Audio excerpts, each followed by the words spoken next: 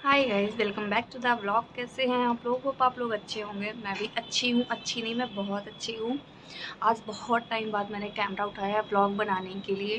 उसका रीज़न ये है कि मुझे अपडेट करना था कि मेरी डिलीवरी हो गई है और मैं वापस दिल्ली आ गई हूँ। मेरी डिलीवरी, जैसे मैंने पहले व्लॉग में बताया था कि मेरी डिलीवरी अयोध्या में हुई है। मैं अपने घर गई हुई थी उस समय, वहाँ पर मेरे ससुराल गई हुई थी, वहाँ मेरी डिलीवरी हुई है। और अब मैं डिलीवरी को ऑलमोस्ट मेरे 3 महीने हो चुके हैं। अभी मैं दिल्ली आ गई हूँ। तो अब आप लोग आगे का क्लिप देखिए जो डिलीवरी वाले दिन का है। मैं पूरा प्रॉपर व्लॉग नहीं बना पाई थी क्योंकि उस दिन मेरी ना थोड़ी-थोड़ी तबीयत बहुत ख़राब थी। इस वज़ह से मैं व्लॉग नहीं बना पाई प्रॉपर। बट मैंने जो क्लिप रिकॉर्ड की है वो आप लोग एन्जॉय कीजिए। इसके बाद अभी आप लोग से बात करते हैं। तो ये उस दिन की वीडियो है जिस दिन मेरी तबीयत बहुत ज़्यादा ख़राब हुई। मेरे फेस पे स्वेलिंग थी, मेरे पैरों में 10 दिन पहले से बहुत ज़्यादा स्वेलिंग आ रही थी। मुझे सुबह से ही कुछ अच्छा-अच्छा नहीं फ़ील हो रहा था। तो मेरे हस्बैंड क्या सोच रहे थे दिल्ली वापस आने के लिए, उन्होंने बोला कि चलो एक बार डॉक्टर को दिखा देते हैं। तो यहाँ हम पहुँच गए थे हॉस्पिटल और डॉक्टर ने मेरा चेकअप किया। इसके बाद तुरंत उन्होंने सी सेक्शन के लिए बोल दिया क्योंकि एक तो बच्चा उल्टा था, दूसरा उसने कॉर्ड लपेट रखी थी। मेरे सी सेक्शन की तैयारी पूरी हो चुकी थी, मैं चली गई थी ओटी में। मेरे हस्बैंड बाहर वेट कर रहे थे मेरे बाहर आने का। थोड़ा घबराए हुए थे, ऐसा मुझे बाहर के लोग सब लोग बता रहे थे कि बहुत घबरा गए थे वो बाद में। तो यहाँ मेरा सी सेक्शन हो चुका है, मेरा बच्चा दुनिया में आ चुका है, मैं बाहर आ गई थी ओटी के। ऑपरेशन के बाद मुझे पता नहीं क्यों बहुत ज़्यादा ठंड लगने लगी। ये है मेरा अरे तो बच्चा, दिख ये रहा बेबी है बॉय है और हम दोनों, मैं और मेरे हस्बैंड बहुत ज़्यादा तुमने खुश हैं। मांगा हमारा था। बच्चा इंडिया हाँ, में आ ये गया है, हमारे साथ वही रहता है और हम ना सबसे इतना मतलब बाबू कंप्लीट तो फील चिल्ले करते हैं ना। हमेशा। हॉस्पिटल की बात करें तो वहाँ की नर्स इतनी बेकार थी ना, उन्होंने गोद में देने के लिए इतना पैसे चार्ज किए। वो पीछे ही पड़ गई थी कि हम बच्चा गोद में ही नहीं देंगे, फलाना ढिमकाना। बिल्कुल ही उसने गोद में नहीं दिए पैसे बच्चे को। उन्होंने बहुत ज़्यादा पैसे चार्ज किए। इसके बाद उनकी ऐसे डिमांड थी रखना कि हमें ऐसे ये रखना। खाना है, वो खाना है, फलाना। ये मेरी सबसे बड़ी वाली हाँ हाँ जेठानी है। ऐसे सी ऐसे। सेक्शन के टाइम ये मेरे साथ में ही थी, बहुत ज़्यादा सपोर्ट सिर्फ मिला स्माइल। मुझे।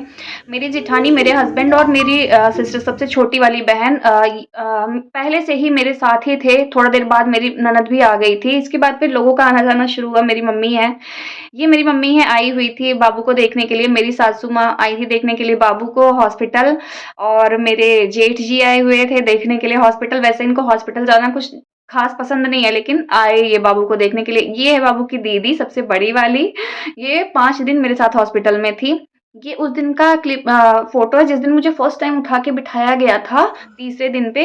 और कपड़े वगैरह मैंने चेंज किए। ये ना मुझे इतना पेन था ना जब मुझे पहली बार उठा के बिठाया गया। मतलब मुझे ऐसा लगा जैसे पूरी दुनिया ही मेरी घूम गई हो। मेरे पैरों में ना झुंझुनाहट, करंट सा फैला था पूरा।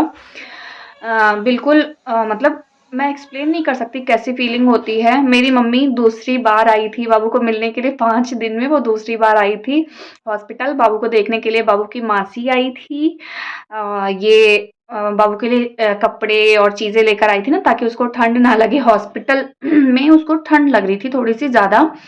इस वज़ह से उसके लिए चीज़ें लेकर आई थी कि क्या-क्या चीज़ें उसके लिए यूज़फुल हो सकती हैं। वैसे इस बाबू के पापा भी इसके लिए बहुत सारी चीज़ें ले आए थे ताकि ठंड ना लगे। ये है मेरी ननद। हम 5 दिन पूरा होने के बाद मुझे डिस्चार्ज कर दिया गया, तो मेरी दीदी, मतलब मेरी ननद, बाबू को लेकर मेरे साथ आ रही थी वापस घर पे। घर पे आने के बाद हमारा बहुत अच्छे से वेलकम भी किया गया, मेरी सासू माँ ने किया। और इसके बाद फिर बाबू को ना इतना सामान हो चुका था ना हॉस्पिटल में कि उसको लाने के लिए ना हमें बहुत ज़्यादा मतलब ये करना पड़ा कि हम बहुत ऐसे बैठे। बाबू मेरा आराम से सो रहा था, यहाँ से वहाँ ट्रांसफ़र हो जाता था। पहले उसको पता ही नहीं चलता था कि मैं कहाँ से कहाँ पहुँच गया। ये हम पहुँच चुके हैं घर। मुझे ना चलने में बहुत दिक्कत हुई है लिटरली। मतलब जो सी सेक्शन मदर होती हैं उनके लिए इतना पेनफुल होता है, उससे ज़्यादा पेनफुल होता है शायद जो नॉर्मल डिलीवर करती हैं बच्चे को। उनके लिए कुछ 1 घंटे, डेढ़ घंटे, 2 घंटे, 4 घंटे रख लो, प्रॉब्लम होती है। लेकिन ना जो सी सेक्शन मदर होती हैं इनको पूरा-पूरा महीना लग जाता है झेलते-झेलते। मैं बिल्कुल भी सही से चल नहीं पा रही थी, ना मैं बैठ पा रही थी, कुछ भी नहीं। बहुत धीरे-धीरे चल रही थी। तो यहाँ मैं पहुँच चुकी हूँ ना मेरे ससुराल। और मेरे हस्बैंड गाड़ी से पूरा सामान निकाल रहे हैं। पूरा सामान, पूरा का पूरा पूरा सामान सिर्फ़ और सिर्फ़ बाबू का है, इसमें हमारा कुछ नहीं था। हम बस खाली साथ में आए हुए थे, इसका ही सामान उतर रहा था क्योंकि वहाँ ना इसकी मासी और इसकी नानी, हाँ, मेरी बुआ भी आई हुई थी, मेरी बुआ आई थी। तो बहुत सारा सामान हो गया था बाबू का ही। इसके बाद कहते हैं ना कि सी सेक्शन हुआ है, मतलब बच्चा पेट काट के निकलवा दिया, क्या ही झेला बच्चे का दर्द, क्या ही समझेगा कोई। जी नहीं, एक बार आप बच्चा पेट काट के पैदा करके तो देखो, आपको सारा चीज़ समझ आ जाएगा। मेरी पूरी दुनिया ही घूम, मतलब लिटरली मुझे 3 महीने हो चुके हैं, लेकिन मुझे पेन रहता है। आपका बच्चा रो रहा है, आप अपने बच्चे को उठ के उठा नहीं सकते हो अगर आप ठीक नहीं हो तो। मैं ब्लेस्ड हूँ, मेरे साथ पूरी फैमिली थी। हाँ, वो कहते हैं ना कि पेट काट के बच्चा पैदा किया है, तो बच्चा पैदा करने का दर्द ये क्या ही जाने। जी नहीं, ऐसा बिल्कुल नहीं होता है। हमें भी, जो सी सेक्शन मदर होती हैं, उनको भी उतना ही दर्द होता है। मैं तो कहूँगी उससे ज़्यादा ही शायद दर्द होता है।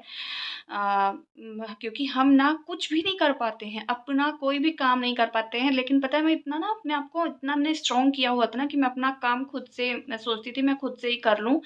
उस समय मेरे फैमिली, मतलब मेरे ससुराल वालों वालों ने भी मुझे बहुत सपोर्ट किया। मतलब मैं क्या ही बताऊँ, बहुत ज़्यादा सपोर्ट किया था।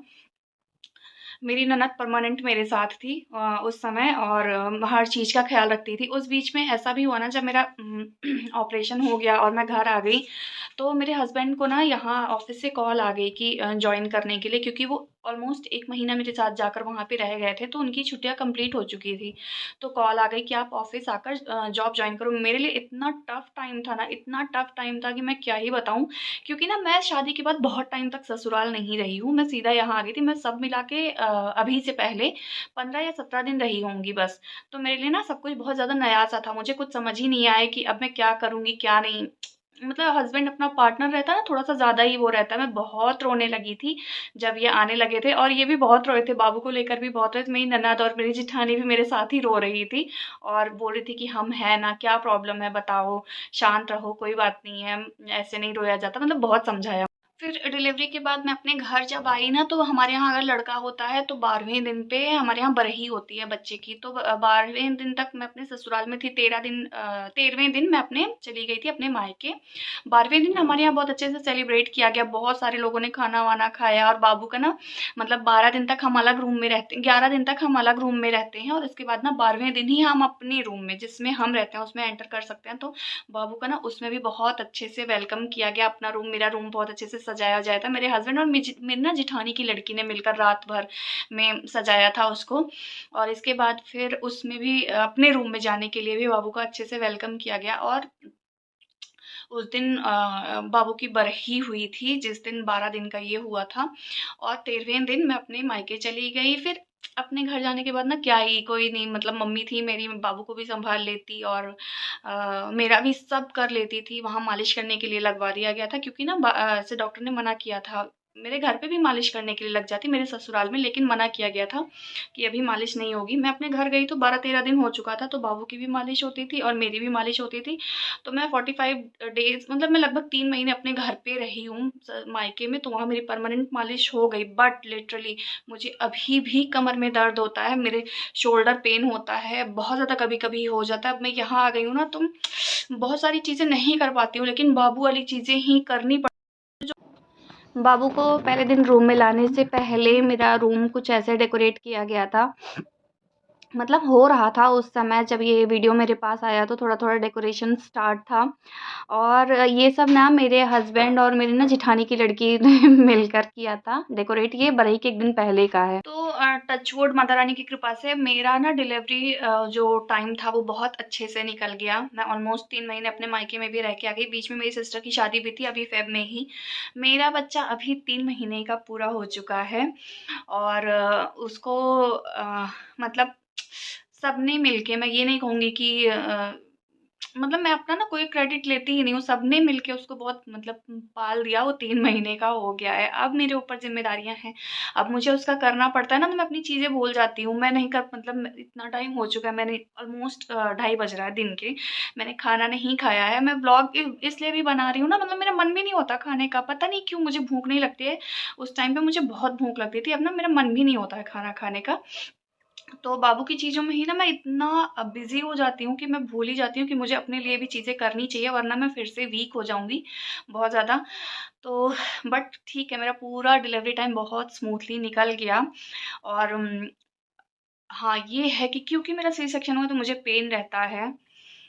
कई बार बाबू को लेकर ना ये दिन में कई बार ज़िद कर लेता है कि गोद में ही रहना है, तो मुझे कई बार ऐसे बहुत ज़्यादा दर्द होने लग जाता है। मेरा शोल्डर बहुत पेन होता है, कमर में दर्द होता है। तो ये था मेरा डिलीवरी का व्लॉग। आप लोगों को कैसा लगा? आप लोग ना मुझे कमेंट करके बताइएगा। बाकी सी सेक्शन के बारे में क्या-क्या प्रॉब्लम होती है, क्या नहीं, उसका मैं अलग से व्लॉग बनाऊँगी। तब तक वीडियो को लाइक कीजिए, शेयर कीजिए, कमेंट कीजिए और